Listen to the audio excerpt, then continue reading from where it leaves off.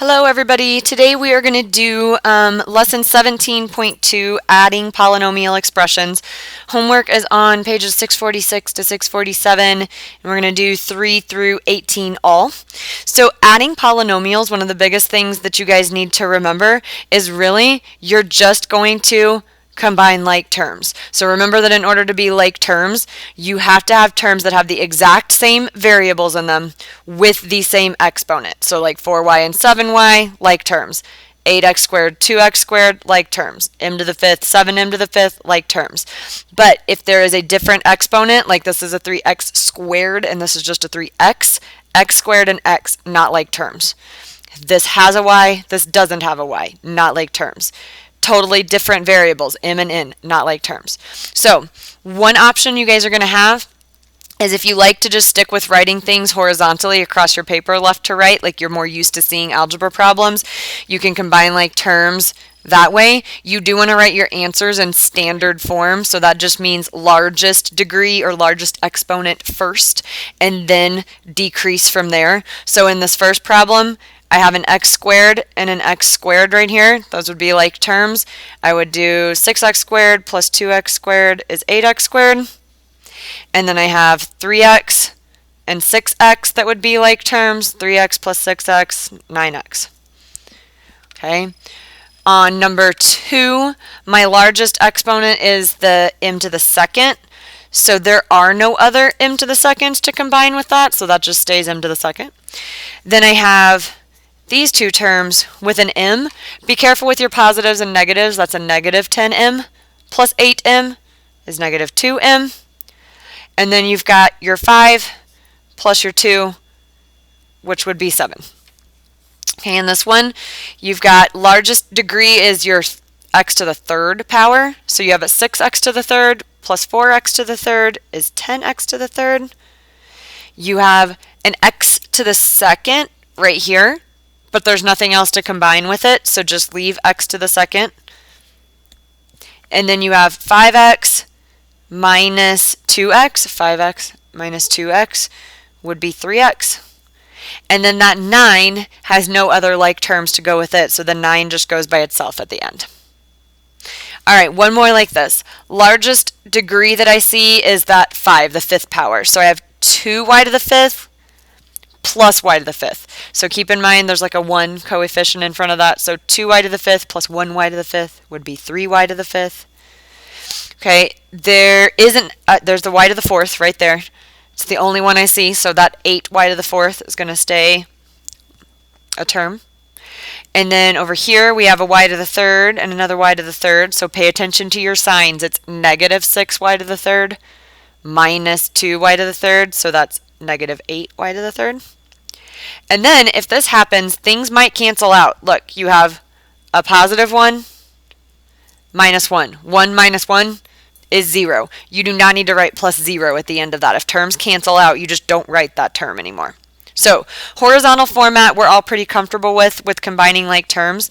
I'm going to go ahead and show you, because your book mentions it, that there is the possibility that you can add polynomials in what we call a vertical format. So when you guys use a vertical format, you might see this in some of the problems where they don't put the plus sign in it for you. They say, hey, we want you to add this term and this this polynomial and this polynomial. And they want you to try to see if you like lining things up in columns. So the biggest degree of exponent I have here is an x squared in both of these. So focus on the first polynomial and you write it with decreasing degree, like you have negative x squared. And then see how there's not a term with an x, it goes from an x squared to having no x. You actually want to write, okay, we have negative x squared. There are 0 x's in this particular polynomial, and then there's a minus 1 at the end. Bear with me and you'll see why. If I want to line this up in columns vertically underneath it so I can add 4x squared minus x to this, I'm going to put a plus sign to add these two together, and I'm going to line this up under here. My 4x squared would go in the x squared column. But this one does have an x term, so this is why I put 0x in this one. You would need something to line up the x column width. So this had 0 x's, this has a negative x. And then see, this doesn't have anything that would go here. This one had the -1, this one has nothing. So if you wanted to line up your terms, like, okay, I have some x squareds, I have x, I have this constant with no variable, that would be the vertical format that they talk about. So negative x squared plus 4x squared would be 3x squared. 0x minus 1x would be negative x. And then -1 plus 0 would be -1. So you get the same result as you would if you did it horizontally, but it's just an option. So when you see the directions in the homework, okay, that it is going to say, hey, do these problems horizontally and then do these other ones vertically. You do not have to follow those directions. They want you to know that you can do it both ways, but Miss Pixley and I don't require that you do it the way the book says. Choose the way that works better for you, whether it's vertical or horizontal, and do it that way. Okay, just know if you were going to do this one horizontally, you have to put the plus sign in the middle yourself. It's just like negative x squared minus 1 plus 4x squared minus x, exactly like what you were doing on the front side in combined like terms. So the and just means you would put a plus sign in there and add. Okay, so you choose horizontal versus vertical. All right, last thing that we need to do is you are going to have to do some problem solving where you do some modeling with polynomials. So I'm going to take a look real quick at page 645 on the your turn problems.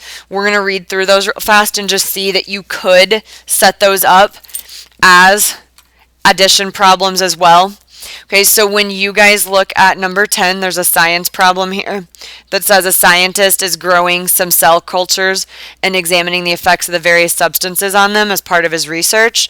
And so the culture in one petri dish increases according to this expression, t squared plus 4t plus 4, for t being the time in minutes.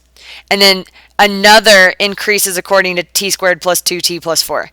He needs to feed all the cells equally, so he needs to know the expression for the total number of cells in both dishes, because the food is proportional to the total number of cells. So notice they're not wanting an answer they're wanting an expression. They're wanting an answer that still has variables and and numbers in it. So just you want to pick up on this and go, oh, they want the total number of cells? All right, well, I need to take the cells from Petri dish 1 and the cells from Petri dish 2, and if I want the total, I need to add them together. So you're just going to add these two expressions and write a new one. Same thing on 11 with the farmer. A farmer must add the areas of two plots of land to determine the amount of seed to plant. The area of plot A is this polynomial, and the area of plot B is this polynomial. Write a polynomial that represents the total area of both plots. Okay, well, that would mean if you have plot A and B and you need the total of both, you would add them together. So when you look at what that looks like on your paper, okay, it would look something like this, and then you would totally just combine like terms like we did before. So this was the Petri dish 1 plus the Petri dish 2. I would add that together and say t squared plus t squared would be 2t squared. 4t plus 2t would be 6t. And then 4 plus 4 would be 8. So this is what they mean by write an expression for the total. Okay, for number 11, here they are added together. 3x squared plus 5x squared would be 8x squared. 7x minus 4x would give us 3x. Negative 5 plus 11 would be 6. All right, so real quick for homework, okay, if you guys want to look at these for 18 to help you set it up, okay, this is not the complete answer by any means, okay, but you definitely would want to look at this. They talk about rectangles, okay, and a room that has rectangular walls. Okay, when you guys are looking at a room with rectangular walls, okay, you have a height and you have like the length or width of the room. So whenever you guys are looking at a rectangle and they mention area. Area is length times width. You're going to read 18 and they're going to say, hey, the height of the room is X feet tall. And then they're going to say the length and the width of the room are 3 times the height. So if the height is X, then the length is 3X. And when you find area, you do length times width and say, ooh, okay, the area of that wall, X times 3X is 3X squared. Okay, well, in a room, you have 4 walls.